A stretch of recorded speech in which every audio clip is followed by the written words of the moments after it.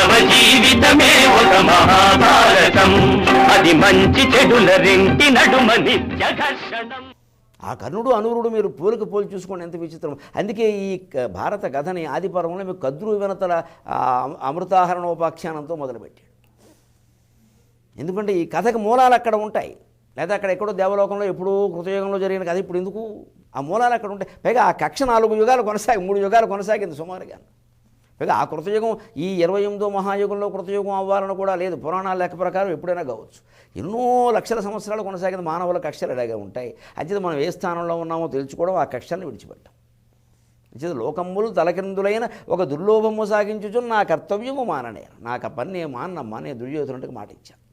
కృతజ్ఞత్వంతో జీవితం ఆకాంక్షంపను పొమ్ము తల్లి, నాకు కృతజ్ఞుడుగా బతకడం కంటే శల్యుళ్లాగా దుర్మార్గ బతుకులు బతికే ఉద్దేశం నాకు లేదమ్మా, వద్దమ్మా అటు ఇటు కాకుండా పోతారు ఇలాంటి పనులు చేస్తే. ఆ నిక్కచ్చిగా ఉన్నటువంటి కర్ణుడికి ధర్మాలు అధర్మాలు పక్కనట్టండి, కనీసం చరిత్రలో ఒక గొప్ప స్థానం దక్కింది. నమ్మదగిన మిత్రుడు చాలండి జీవితంలో ఆ పేరు. ఒక మహాదాత, ఒక మానవతావాది, అన్యాయం చేసిన తల్లికి కూడా న్యాయం చేసిన వాడు, ఇవి సరిపోవండి చెప్పుకోవడానికి మన జీవితాల్లో ఇవన్నీ ఉన్నాయా? ఎంత గొప్పవాడు కర్ణుడు, చాలు.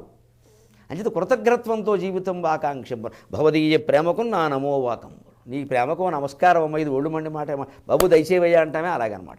భవదీయ ప్రేమకు నా నమో వాకమ్ములు గొనుము అన్నావు ధర్మనిధి, నీ భాగ్యంబులు ఇట్లా అయినా ఇలా ఓ కొడుకు మరో కొడుకు చేతిలో చనిపోవడం ఎంత ఘోరమరా, ఏం చెప్పమంటావు అసలు నా పరిస్థితి ఏమిటరా, తనయులులేరటం సరదాపడి ఏ పెరవారి బిడ్డనోగని కడు ముద్దుగా పెనుచుకుందుర పుత్రులు. పుట్టినప్పుడు ఏడిచాను, పారేసినప్పుడు ఏడిచాను, చచ్చిపోయినప్పుడు కూడా అదే ఏడుపు ఏడుస్తున్నాను రా తండ్రి. బయటకు వచ్చి ఆ శ్మశానంలో వీడు నా కొడుకుని చెప్పుకునే యోగం కూడా నాకు లేదురా, ఏం కర్మరా, చరిత్రలో ఏ గతి ఏ తల్లికి ఇటువంటి గతి పట్టద్దు నాయన.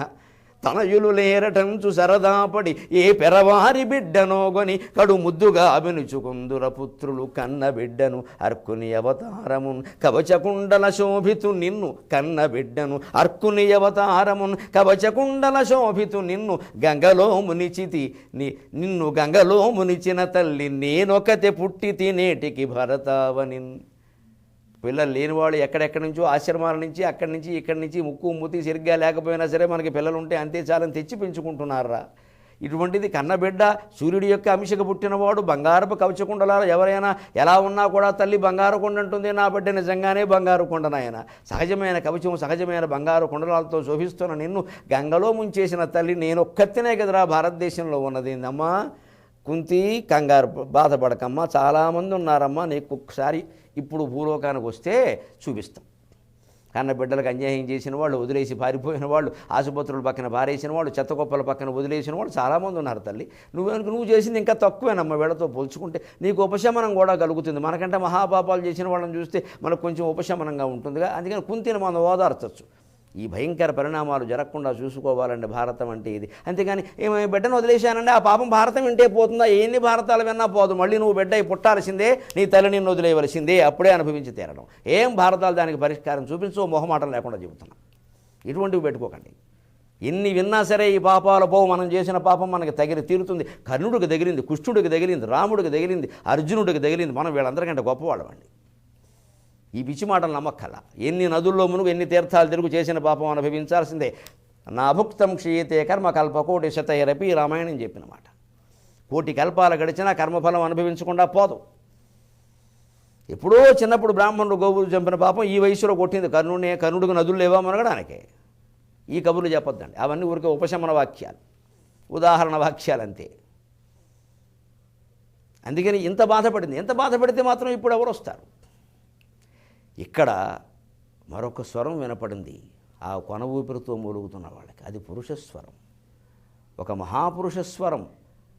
అక్కడ కూడా ఒక శవం దగ్గర వినపడుతోంది ఆ మాట, దుశ్శాసనుడి శవం దగ్గర. అక్కడ మనిషి లేడు, ఇదేమిటిది? అక్కడ ఒక పెద్ద మనిషి లీలామాత్రంగా ఉన్నట్టుగా అంటున్నాడు, ఒరే తమ్ముడు, నేను నీకంటే ముందు పుట్టాను రా, అందుకని నాకు రాజ్యాన్ని ఇచ్చారు, నాన్నగారు నన్ను యువరాజుని చేశారు. నేను నీకంటే ముందు పుట్టాను రా, అందుకని నాకందరూ నమస్కారం చేశారు, నా తర్వాతే నిన్ను చూశారు. నేను నీకంటే ముందు పుట్టాను రా, అందుకని నేను తల్లిపాలు ముందు తాగాను, నువ్వు తర్వాత తాగావు దుశ్శాసన. అన్నిట్లోనూ నేనే అగ్రజుండి కదా, మృత్యువులో నాకంటే ముందు నువ్వెలా వెళ్ళిపోతావురా, నేను వెళ్ళాక కదా నువ్వు వెళ్ళాల్సిందే అన్నాడు. కరడు గట్టినటువంటి మూర్ఖుడు కూడా గుండె కరుగుతుంది. దానికి ఈ ఉదాహరణ చాలండి. ఇది తమిళ భారతంలో ఉంది. తమిళ భారతంలో మాట ఎక్కడ ఉన్నా సరే మంచి మాట మనం చెప్పుకోవాలి. దుర్యోధనుడు గుండె కరిగి కన్నీరు ఏడిచాడు అంతఃపురంలో, అది శ్మశానంలోకి వినపడింది. తమ్ముడు నీకంటే ముందు పుట్టాను కాబట్టి నాకు యువరాజ్యం ఇచ్చారా, నీకంటే ముందు పుట్టాను అందుకని తల్లిపాలు నేను తాగానరా, నీకంటే ముందు పుట్టాను అందుకని అందరూ నాకు నమస్కారం చేశారు నీకు చేయలేదురా, అన్నిటికంటే ముందు నేను అగ్రజుండు కదా, మృత్యువులో నువ్వు అగ్రజుడు ఎలా అవుతావురా, అప్పుడు కూడా నేనే అగ్రజుండు కావాలి కదా, నీ చావు చూడాల్సిన దౌర్భాగ్యం నాకు పట్టింది కానీ నా చావు నువ్వు చూడడం ధర్మం కదరా, తమ్ముడు అన్నగారికి అంత్యక్రియలు చేస్తాడా, అన్నగారు తమ్ముడికి చేస్తాడా, ఏం కర్మరా ఇది. ఈ విచిత్రంగా ఉంటాయండి ఈ బంధాలు. అయిపోయాక ఒక్కొక్కరికి ఎంత దుఃఖం వస్తుందో మనకి. కానీ ఆ పరిస్థితులు వచ్చినప్పుడు మాట ఆలోచించకుండా చేసేస్తామండి మహాపాపాలు. అదంతే ఇదంతే, ఎవడ చూడొచ్చాడు, మన బతుకు మనం బతకాలి, మనం చూసుకోవాలి, నొక్కాయి లక్షలు నొక్కాయి, కోట్లు నొక్కాయి, ప్రజల పేకలు నొక్కాయి, బాధ్యతలు నిర్వహించే చిన్నవి అనుకుంటాం. మనం ప్రాణం మీదకి వచ్చాక సభలోనేమో నిండు వస్తాపహనం జరుగుతుంటే ఈ మహానుభావుడు కేకలేసి పద్యాలు పాడాడు.